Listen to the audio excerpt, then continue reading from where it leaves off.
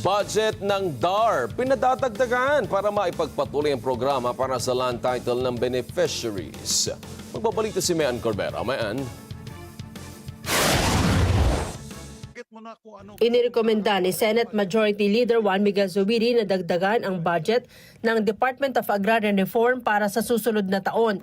Sa budget hearing ng Senado, ipiniliwanag ni Zubiri na 28 billion pesos ang hililing ng DAR na budget para sa 2026 pero 17 billion lang ang inaprobahan ng Department of Budget and Management. Dahil sa tinapyas na pondo, marami anyang programa ang DAR na maapektuhan, kabilang na dyan ang pagsasubdivide ng collective land titles para sa individual certificate ng mga beneficiaries. Sa kanyang home province sa Bukidnon, marami pa kanyang individual land titles ang hindi pa maibigay sa agrarian reform beneficiaries dahil kapos sa pondo ang DAR.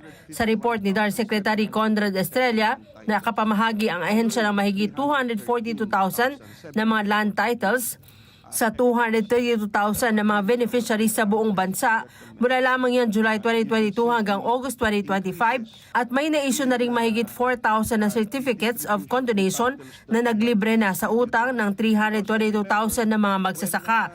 Nakapagkumpleto na rin umano ang DAR ng 213 irrigation projects at 344 na farm-to-market roads. Batay sa 2024 audit report, nakasaad na 93.65% ng mga magsasaka na survey sa Bukidnon masaya sa nagawang access road mula sa mga sakahan tungo sa mga pamilihan. Like any ship of state, Mr. President, kailangan ng grasa, kailangan ng gasolina, na crudo, kailangan ng assistance para gumanda lalo ang performance ng ship of state.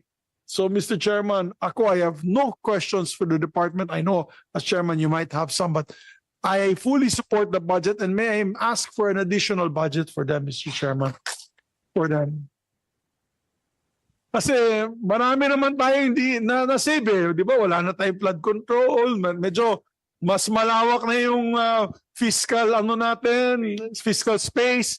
Mayan Corbera para sa Mata ng Agila, matatag, matapang, matapat.